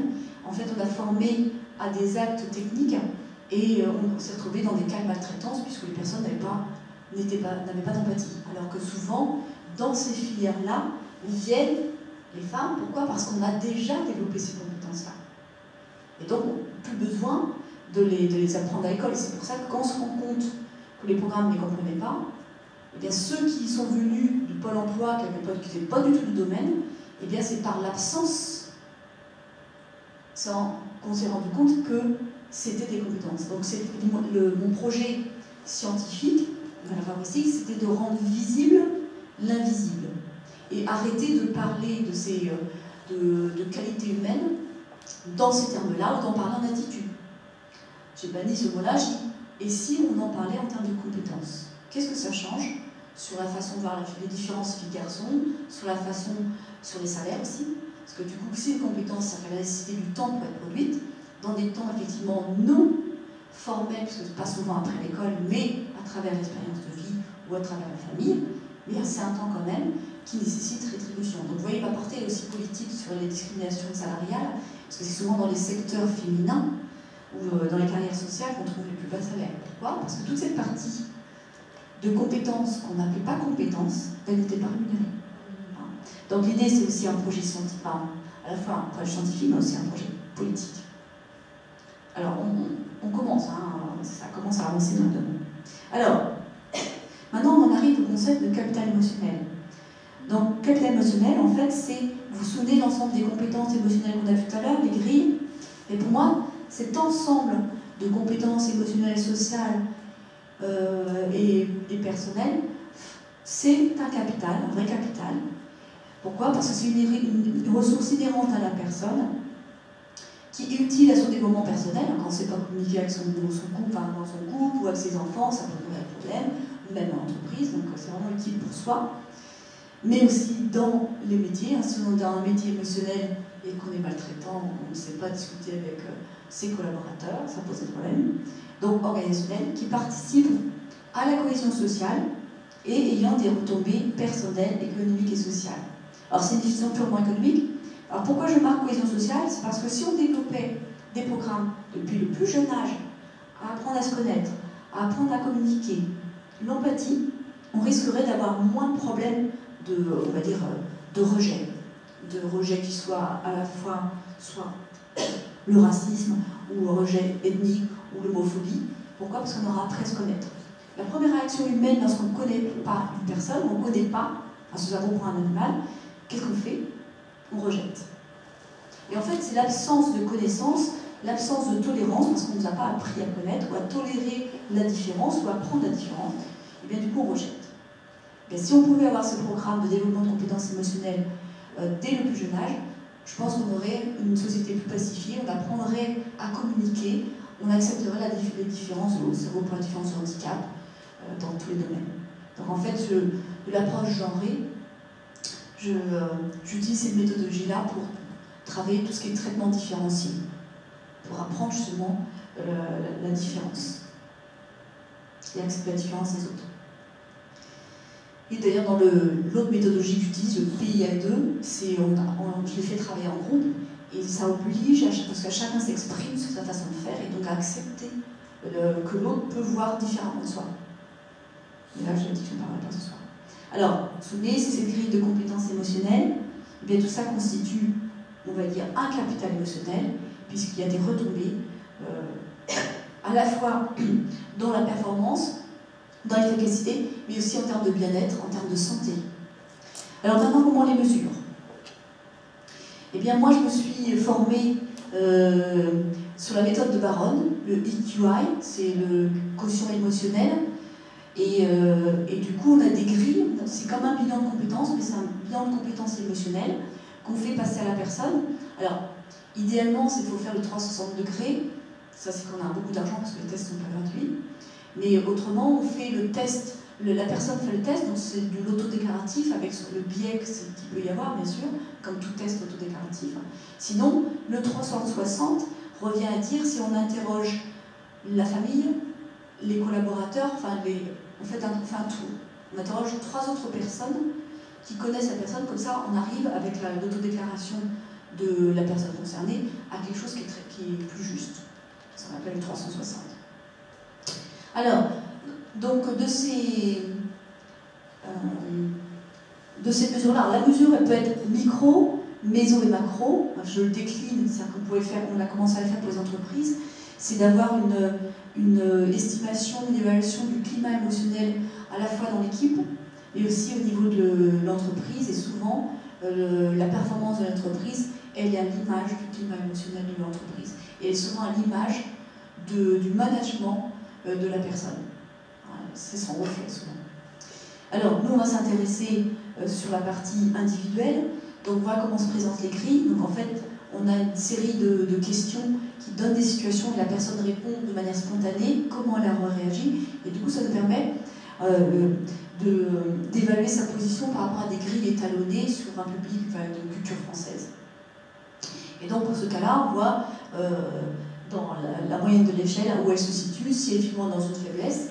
Alors, soit on l'utilise pour le recrutement, pour avoir la personne ad hoc, ou soit, lorsqu'on a travaillé aussi sur les fusions d'entreprises, les managers voient quels sont les endroits où ça pêchait et on les amène avec un modérateur ou un médiateur à travailler ensemble. Si par exemple quelqu'un a une assertivité trop forte, enfin les deux chefs, beaucoup de fusions d'ailleurs échouent à cause des hauts managers, parce qu'ils ne s'entendent pas.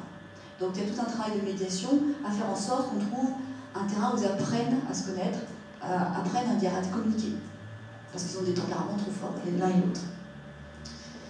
Donc ça, c'est soit on travaille, si on doit faire évoluer une personne sur un poste d'encadrement qui, par exemple, n'est pas suffisamment, pas confiance en soi, il faut le faire travailler cette dimension-là. Donc c'est soit on le fait ad hoc en recrutement, en amont, ou soit, si on fait une évolution de carrière, c'est de regarder comment on peut le faire travailler sur la compétence qui est un peu faible. Alors pourquoi c'est un capital? Pour vérifier, là c'est la question heuristique, il me faut légitimer l'usage du terme capital. Bon, j'aurais pu utiliser patrimoine ou héritage. Eh bien, pourquoi capital? Ce capital est identifié par à la fois un stock et une source et des retombées. Il y a 2 catégories. Donc les sources, eh bien, on ne l'a pas dans le perso. Hein.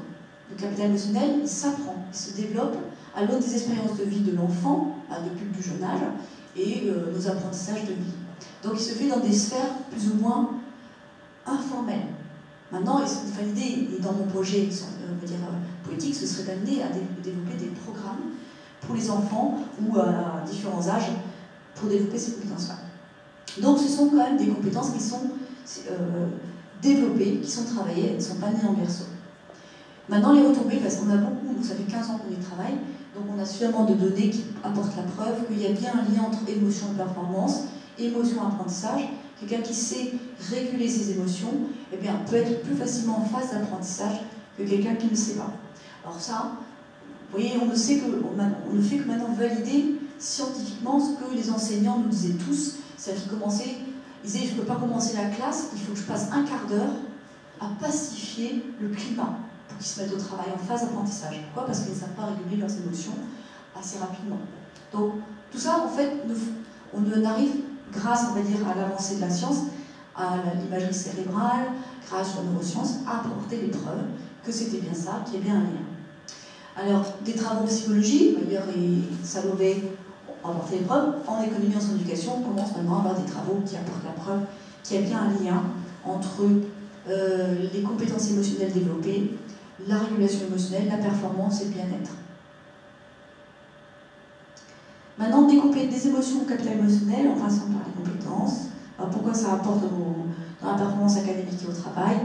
Parce que pendant longtemps, on nous a dit laissez vos émotions à la porte des classes, à la porte des entreprises, ça ne nous regarde pas, ça c'est le domaine du privé. Sauf qu'on n'est pas uniquement qu'un travailleur, on n'est pas seulement un élève, on vient avec tous ses boulets, tous ses casseroles, et tout son bagage et tout son capital social et émotionnel.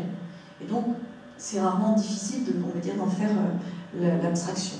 Mais on a été longtemps dominé par la pensée, on va dire, cartésienne, où on opposait justement émotion et raison.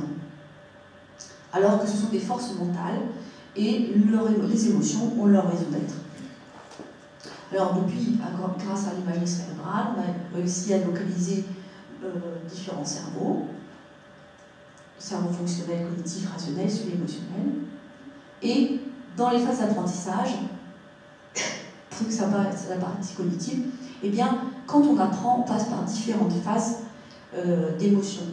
On commence par, d'abord on est curieux, ce soir vous ne savez pas à quoi vous attendre, donc j'ai essayé de vous mettre en appétence. Après, vous avez fait faire un petit exercice, et certains disent j'arrive pas à le rédiger, ou je ne sais pas vraiment quoi mettre. Donc vous pourriez être, bon là c'est pas très difficile, mais si vous avez un exercice de mathématiques, l'enfant peut très facilement, on va dire, passer dans l'émotion négative, j'y arrive pas, la déception. Et donc on passe de la curiosité à l'émotion négative, et après on va dire la frustration. Et c'est là que le maître ou l'enseignant est important, c'est de le réenclencher. Donc faire l'exercice, même s'il n'a pas réussi, dire c'est qu'une erreur pédagogique, tu vas apprendre, de toute façon tu vas le refaire, et tu verras ça a marché. Pour revenir sur la phase positive, qui est, on va dire, l'apprentissage. C'est donc l'erreur est un passage obligé dans l'apprentissage. Elle fait partie de la pédagogie, c'est l'erreur et les pédagogiques. Donc on passe par tous ces différents types d'émotions. Ce qui m'amène à redéfinir, parce que je vous ai travaillé en éducation, à redéfinir la fonction de l'apprentissage aussi, c'est qu'on a négligé, on a été longtemps dominé, c'est comme il y a la pensée unique en économie, il y a la pensée unique aussi en pédagogie. On a été longtemps dominé par la pédagogie de Piaget qui était sur la cognition, alors qu'on avait des auteurs français qui n'étaient pas traduits en anglais, Henri Vallon entre autres, qui travaillaient déjà sur l'affect. Et donc l'idée, c'est de réintroduire la dimension des affects et de la cognation. Et vous aurez tous vécu, pour la première, que parfois on a détesté les maths, et souvent c'est parce que si on avait un prof ou inversement, on les a adorés, parce que le prof était passionnant et passionné, et il a réussi à vous faire transmettre cette passion, et du coup vous avez travaillé pour lui, parce que vous avez dit il est super, il est trop super. Et l'année d'après, vous retrouvez un autre prof de maths, et qui vous a fait détester les maths. Je ne sais pas si vous avez vécu ça, moi je l'ai vécu, et on voit bien qu'il y a cette dimension des affects qui interviennent dans l'apprentissage. Un cours doit être, on va dire, une mise en scène, ça doit donner de l'appétit, ça doit vous donner, on va dire, envie d'aller plus loin.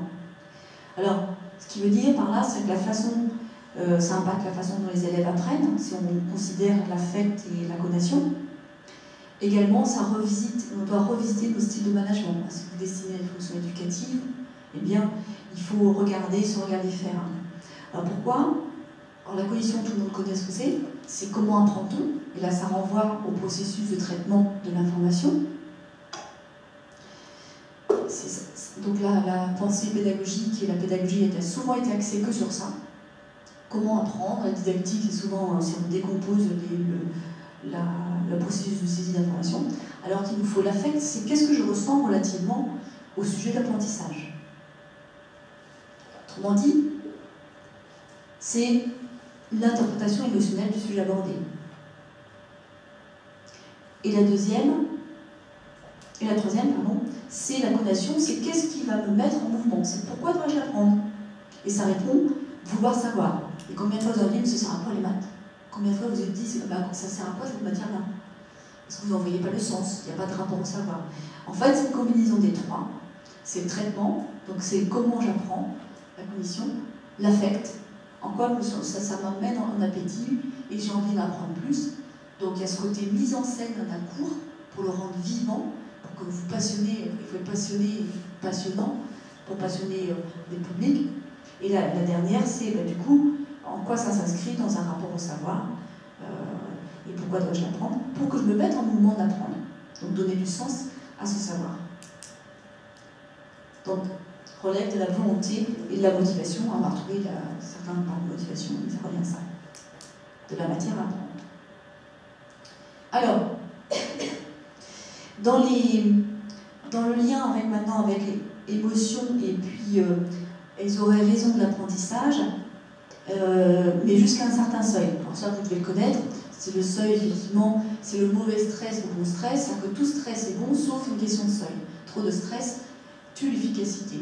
Mais combien ont eu effectivement à vivre l'expérience d'une échéance qui vous a fait booster ou travailler de manière très efficace ou très peu d'heures parce que l'échéance c'était à rendre demain. En revanche, trop de stress, eh bien, vous avez le sentiment que vous n'avez plus la capacité de faire et de pouvoir répondre à la commande. Donc il y a toujours un seuil. Et donc là est important la régulation des émotions. Alors, lien santé-performance, puisqu'on est sur le bien-être, c'est, je vous disais, si vous êtes destiné à des fonctions éducatives, ou alors dans le management, sachez que c'est très important dans les métiers émotionnels. Que sont les métiers émotionnels? En fait, c'est Hochschild de l'université de Berkeley qui l'a défini. En fait, c'est tout métier qui est en rapport avec d'autres personnes. Pourquoi? Parce qu'en fait, dans un métier émotionnel, je suis censée réagir de manière ad hoc, avoir une posture, on va dire socialement convenable. Hein, si je suis enseignante et qu'on m'insulte, il ne faut pas que je pleure. Il est attendu que je pleure. Donc, c'est pas évident quand on ne nous a pas appris, on va dire à l'ex-PFL ou à l'ISP, à gérer ça, à gérer des situations inédites, des situations qui peuvent être violentes, agressives. Donc, le métier d'enseignant, comme métier manager, qui peut être aussi, on va dire, malmené par ses collaborateurs, c'est soumis au regard de la classe, du groupe ou de l'organisation, des équipes. C'est savoir faire face à la situation inédite. Savoir gérer et montrer des émotions qui sont conformes à une norme de certaines règles. Par exemple, elle l'a fait ses travaux sur les stewards et les hôtesses de l'air. Et aussi sur les centres d'appel. Quand on sait qu'il y a énormément de turnover, parce que vous avez affaire des clients, souvent quand c'est un centre d'appel, c'est un centre d'aide ou d'assurance, et c'est des gens qui sont paniqués parce qu'il y a une situation dramatique ou parce qu'ils sont en colère par rapport à leur abonnement. Donc il faut apprendre à réagir de manière ad hoc, sinon ça se passera mal. Et tout ça requiert des compétences émotionnelles. Ça ne s'improvise pas. Donc, ressenti et souffrance au travail scolaire et professionnel, ça se décline aussi au niveau scolaire. Là, c'est le projet défi que j'ai mené sur les premières années, mais aussi l'enseignant peut être aussi, on va dire, dans le sentiment d'incompétence émotionnelle. J'en ai beaucoup qui sont en souffrance. Moi, j'ai suivi des enseignants dans des groupes de parole parce qu'ils se sentaient démunis relativement, on va dire, à la régulation des conflits en classe. Alors, souvent démunis parce qu'on n'a pas confiance en soi et on ne se fait pas confiance. On verra tout à l'heure justement pourquoi. Souvent, donc, ça revient à ce manque de ressources du capital émotionnel, qui sont des compétences essentielles dans les métiers où on s'adresse, on va dire, à des publics. Donc, les retombées, alors on en a la preuve, maintenant beaucoup de travaux le montrent, des retombées en termes de santé, en termes d'efficacité, de performance. Alors, Ekman, qui est un économiste qui avait travaillé avec un psychologue, en fait, ils avaient mis en place un protocole dans des écoles aux États-Unis de la crèche jusqu'à 16 ans. Et ils se sont rendus compte, donc ils ont fait 2 cohortes, une avec le protocole et l'autre sans. Et ceux qui ont développé ces compétences émotionnelles ont une moindre, on va dire, propension à être délinquants, moins dans la violence, et donc dans, on va dire, un comportement plus socialement, on va dire, normal. La santé, propension plus faible à l'addiction à l'alcool et à la drogue, pareil, c'est ce que vous avez trouvé. Une meilleure résilience. Et moi, je l'ai fait aussi, quand je me suis fait un groupe de parole, c'était au lycée d'Orange. Et donc, on avait mis en place tout un travail sur le vocabulaire, la littératie émotionnelle, et apprendre à réguler ses émotions chez les élèves. C'était des garçons en internat, qui étaient gentils individuellement, mais entre eux, ils se lançaient des couteaux. Hein. C'était assez violent. Et donc, on a commencé tout un travail de langage sur les émotions et sur ce que ressentait l'autre. Donc, les enseignants, par exemple, avaient le problème de crachat. Et une enseignante, à un moment, s'est exprimée, elle dit, quand tu craches, j'ai le sentiment que tu m'agresses. Et du coup, le fait d'exprimer ce qu'elle ressentait, eh ben, a mis fin, on va dire, à son comportement. Alors qu'avant, ils avaient mis, quand on crachait, c'était tant de punition, et ça ne servait à rien. Ça n'avait pas marché. Et là, du coup, ça permet de réguler la situation. Alors, dans ce lycée aussi vinicole, c'est là qu'effectivement, je me suis rendu compte que l'enseignante en souffrance, c'est parce qu'elle n'avait pas suffisamment confiance en elle. En fait, elle ne veut pas s'émanciper de modèles qu'elle avait appris à l'école de l'enseignement. Le bon enseignant pour elle, c'était quand on entendait les mouches voler. Sauf qu'aujourd'hui, c'est plus possible. Hein. Vous êtes dans une classe aujourd'hui, je ne sais pas comment vous l'aider si vous avez entendu les mouches voler. Mais elle, dans sa conception, c'était ça. Donc, ils avaient décidé de faire des classes en binôme, parce que c'était des classes assez difficiles. Donc, mettre 2 enseignants et de faire travailler les élèves en groupe. Sauf qu'effectivement, quand on travaille en groupe, ça fait du bruit. Et pour elle, elle dit, mais c'est pas possible, et donc elle est en souffrance. Et en la faisant s'exprimer sur pourquoi ça lui posait un problème, elle dit, mais oui, mais si jamais l'inspecteur passe, ou si jamais le proviseur passe, il va entendre tout ce bruit. Et du coup, il fallait déconstruire cette image-là. Regardez une ruche. Ça bourdonne, ça buzz. Vous êtes d'accord? C'est oui, et ça travaille. Oui, ben c'est pareil. Il faut juste accepter que vous ne pouvez pas, on va dire, imposer le silence dans une classe qui est la vôtre, puisqu'elle ne ressemble pas à la classe que vous avez appris dans les manuels. Donc il faut accepter et s'autoriser, c'est très important, s'autoriser à s'émanciper de modèles qu'on vous a appris qui ne marchent pas. Et pour ça, il faut avoir confiance en soi. C'est se dire, j'ai suffisamment d'expérience pour me dire, de toute façon, je vais, en mon âme et conscience, je vais travailler et je vais faire une méthode qui va être plus en phase avec mon public que j'ai, on va dire, à travailler. Alors, quelles compétences émotionnelles? Alors là, on rejoint, on va dire, un peu l'approche que j'ai en master, c'est de développer auprès des managers, mais je considère qu'un enseignant, un formateur, c'est un manager, et je considère qu'un manager, c'est aussi un pédagogue, Il doit savoir communiquer, faire confiance, responsabiliser, c'est un peu un chef d'orchestre, et prendre soin de l'ambiance émotionnelle.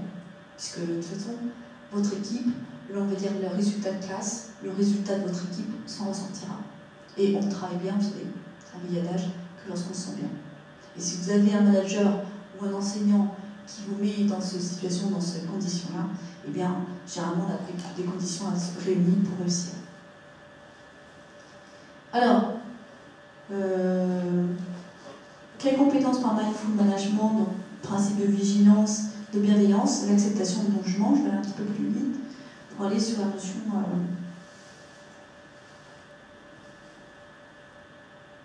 d'économie. Donc vous avez bien compris qu'effectivement, je reprends l'exemple que je donnais tout à l'heure, de la personne qui est en souffrance, enseignante. Pourquoi elle est en souffrance? Parce qu'elle n'avait pas à s'affranchir des modèles qu'elle avait appris à l'école, ou du stéréotype du bon enseignant si on entend les mouches voler. Pourquoi? Parce qu'il lui manquait, c'est autant on s'attend dans les métiers émotionnels ou dans les métiers d'éducation d'avoir les sens de la communication, mais c'est pas suffisant. Il faut avoir une certaine confiance en soi pour pouvoir, on va dire, effectivement s'émanciper de modèles qui ne fonctionnent pas. Et quand il faut oser, sans remettre à son jugement et son expérience, c'est pour ça que les novices parfois ont des difficultés, parce qu'ils n'ont pas cette expérience-là, c'est souvent quand on dit « j'ai pris de la bouteille », c'est la version vulgarisée de en fait, prendre confiance en soi, c'est de se faire confiance par rapport à son expérience. à sa maturité dans l'exercice, pour s'émanciper de modèles qui ne fonctionnent pas et proposer les siennes. Alors plus aider on se connaît, plus il sera authentique et plus il sera capable d'apprendre à se faire confiance dans les zones d'incertitude rencontrées dans son métier.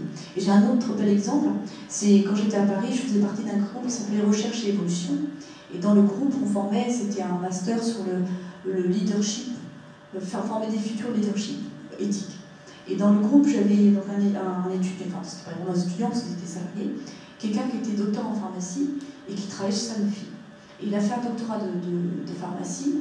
Lui, pour aider, il était dans ses valeurs, c'était le soin. C'est apporter des médicaments pour venir en aide. Et en fait, Sanofi, sa commande à lui, c'était son travail alimentaire, mais c'était en même temps son travail, c'était d'aller vendre des trithérapies en Afrique, dans les capitales. Et en fait, pour lui, c'était dissonant, parce qu'il savait très bien que les gens n'ont pas les moyens d'acheter la trithérapie. Donc, il était en souffrance. Alors par contre, on a travaillé tout ce qui était un peu la confiance en soi. En travaillant cette confiance en soi, il a réussi à aller proposer un autre projet alternatif à son supérieur. Il a dit, écoutez, moi, ma vocation, c'est d'aider. Et là, je me sens passée en dissonance. Donc, est-ce que tu peux proposer une autre alternative? Donc, il a proposé de créer des dispensaires, donc, qui flattait aussi l'image de Sanofi, puisque ce serait marqué fait par Sanofi, et d'aller dans les contrées un peu plus reculées pour informer les gens.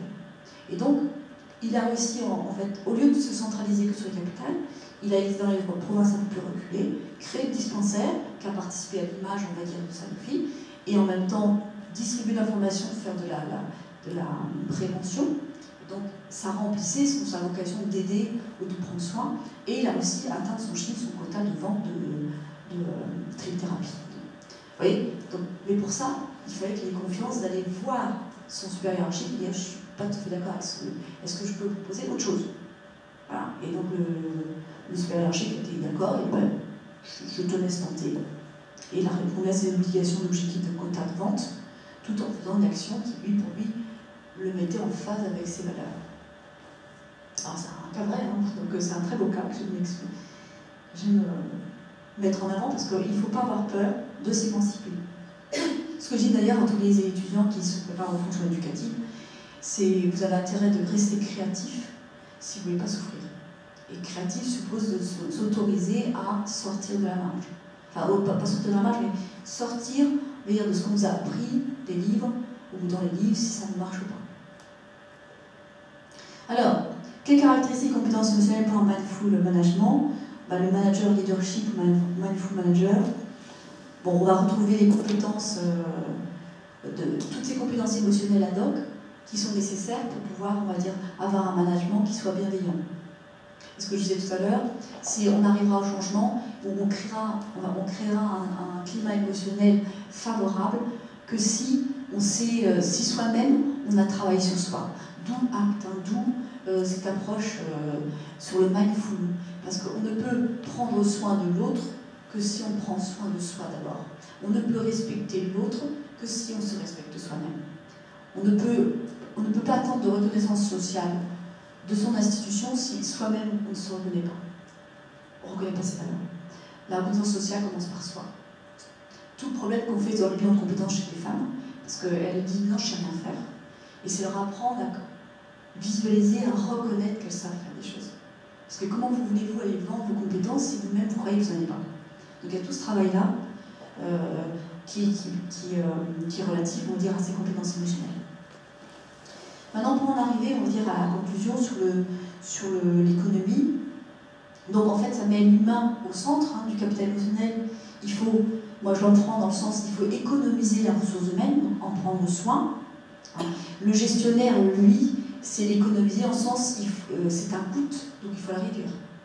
C'est pour ça que je te dis, mes collègues de gestion, je dis, moi je ne suis pas gestionnaire, je suis économiste, et dans le sens, il faut économiser la ressource humaine, parce que c'est une ressource rare, elle se suicide, elle a un nombre, on va dire, moins élevé, puisque la démographie,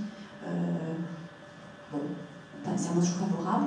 Donc en prenant soin, parce qu'elle est fragile ou fragilisée par le contexte. Ces personnes ont-elles, est-ce qu'on pose la question, est-ce qu'elles ont toutes les mêmes ressources pour agir et réagir face à la situation de stress, ça suppose effectivement tout un travail sur la prise en compte du capital émotionnel. Donc en finir avec l'humain à coût, qui est une logique gestionnaire. Pour un humain, c'est un investissement, une richesse, donc une logique de l'économie sociale. Alors, je vais aller plus loin. Voilà. Alors, agir pour un climat favorable, pour faire élever, faire grandir. Parce que parfois, on oublie que dans le mot élève, ça veut dire élever, c'est-à-dire faire grandir, et non pas le diminuer, ne pas le rabaisser. Alors que beaucoup sont en souffrance. Combien dans le projet de départ que vous pouvez évoquer, qu'est-ce qui m'a amené à ça? Quand je me suis rendu compte, c'était sur les bacs pro, que les élèves me disaient, mais finalement, je pensais que j'étais nulle. Quand j'ai entendu ça la première fois, ça m'a hérissé les poils. J'ai dit, c'est pas possible, on les a tellement traumatisés à ce point-là, on les a... Et on ne se rend pas compte, parce que ça peut être un enseignant qui dit ça comme ça, mais la classe suivante, l'enseignant peut redire ça. Du coup, l'enfant croit vraiment qu'il est nul. Et sans que sciemment l'enseignant ait voulu dire ça, voulu amener à ça. Donc c'est extrêmement important, effectivement, d'avoir conscience de nos actes et d'avoir, on va dire, une réflexion sur soi, sur sa posture, sa façon, son style de management. Pourquoi? Parce qu'effectivement, si on veut faire grandir, faire évoluer, transformer, puisqu'on était dans une approche en sciences de management, je vous aurais fait une conférence sur le manager transactionnel au manager transformationnel. Transactionnel, il va se limiter sur, il a coché les croix, il a tout fait, pas bien fait, et du coup il va en bonus ou pas, plutôt dans le registre, on va dire, de la compétition. Que le transformationnel, il y a le mot transformer. C'est quelqu'un qui va amener toute son équipe à grandir, à transformer, à aller plus loin. Dans la perspective plus large, c'est un modèle capitaliste humaniste pour l'économie du bonheur, de l'hédonisme à l'eudémonie, et on va voir c'est quoi. Alors, dans l'université, certains collègues mènent des travaux sur le plaisir. Dans l'équipe, d'ailleurs, je pense à Epsilon, il y a Nathalie Moreau qui travaille en AES, mais elle travaille sur la partie hédonique. C'est-à-dire qu'en fait, ils ont mis des œuvres d'art dans les hôpitaux et vérifient l'impact d'une œuvre d'art sur la santé de la personne. Alors ça, c'est la mesure, on va dire, d'une émotion très ponctuelle. Alors ça, c'est l'approche hédoniste. C'est qu'en fait, on est toujours centré sur soi, sur une personne. C'est toujours l'individualisme méthodologique. Que dans la perspective que j'utilise, moi, c'est en fait la perspective eudémoniste qui, en fait, intègre l'autre. Moi, dans mes valeurs, et on retrouve ça aussi chez les bouddhistes, mais pas seulement, c'est qu'en fait, moi, je suis heureux quand les gens sont heureux. C'est-à-dire que si vous ne pouvez pas être heureux tout seul, enfin, généralement non, c'est que vous êtes heureux parce que votre famille est aussi heureuse. Si vous pouvez perdre toute votre famille, que vous avez 2 voitures, 2 iPhones, je ne suis pas sûre que vous serez vraiment heureux. Vous aurez plaisir à avoir vos iPhones, ou 2 voitures, mais si les êtres proches que vous aimez ne sont pas là, je doute que ce soit du vrai bonheur. Donc ma conception du bonheur, celle qui renvoie à l'approche eudémonique, c'est une fonction qui oblige à revisiter, et là je vais pas aller très loin dans l'approche académique, mais en économie, la fonction d'utilité, elle est individuelle. C'est-à-dire que je vais maximiser mon panier de biens, entendu, on l'a vraiment approximé sur mon pouvoir d'achat. Pourquoi? Parce qu'on ne savait pas mesurer le bien-être ni le bonheur. Maintenant qu'on est outillé, on sait mesurer le bonheur. L'approche de Kahneman, qui a eu un prix Nobel aussi, il mesure le bonheur, mais c'est le bonheur, c'est le plaisir. Ça reste toujours individuel. C'est le plaisir de la personne sur une qualité de vie meilleure, sur un environnement plus confortable, mais ça reste très individuel. Que l'approche, on va dire, de l'économie du bonheur et du bien-être, de la bienveillance, elle intègre l'autre. Donc ça revisite, c'est un bouleversement, on va dire, on n'est pas arrivé encore, mais de la fonction d'utilité où j'intègre l'autre. C'est, en fait, mon bonheur, il est dépendant aussi des autres. Je suis heureux si les autres sont heureux. Donc ça inclut le bonheur personnel, mais aussi celui des autres. Et du coup, ma fonction d'utilité est obligée d'être revisitée. Et là, c'est un bouleversement total, puisqu'on n'est plus dans un capitalisme libéral. Il ne faut pas bannir le capitalisme, parce que souvent on dit oui, mais c'est la faute du capitalisme. Il faudrait ajouter capitalisme libéral. Parce qu'il n'y a pas de société, on va dire, non capitaliste qui a été vraiment, on va dire, performante du point de vue humain. Le communisme, c'est ce que ça a donné, le socialisme aussi, c'est que de l'idéologie. Par contre, s'orienter, travailler, œuvrer à un capitalisme humaniste, on peut le faire. Et ça, et on revient dans ma boucle va être bouclée, c'est-à-dire qu'il n'y aura pas changement d'homme, pas changement du monde et changement du capitalisme libéral vers un capitalisme humaniste, s'il n'y a pas de changement d'homme. Et changement d'homme passe par quoi? L'éducation. Voilà, l'éducation. Donc la boucle est bouclée, donc l'éducation positive à une économie positive. Voilà, vers l'économie du bonheur, on passe avec le bonheur, le mien, c'est le mien et les autres. Voilà, je vous remercie. C'est pas seulement l'être c'est être et pas seulement le avoir. Et je vais terminer par un adage ou un principe très simple. On ne travaille bien que lorsqu'on se sent bien. Donc c'est à la fois, ça je l'avais fait pour un congrès mondial de la santé mentale, c'est les 7 H, la tête, le corps, les mains, la santé, l'humanisme, et puis pour avoir une économie positive, une économie positive. Et Confucius disait, la personne qui prend plaisir au travail ne travaillera plus jamais dans sa vie. Et ce sera le séminaire de mon master en fin d'année l'année prochaine des étudiants, c'est Mindful Management, et ce sera plaisir au pluriel au travail. Et une dernière petite diapositive. L'éducation positive inclut en capital émotionnel les apports de la psychologie positive. Ça participe d'une économie bienveillante, une économie de bonheur au sens de l'eudémonie. Et voilà, tout ça s'inscrit dans tout ce qui est l'approche, on va dire, économie humaniste. Voilà. Merci.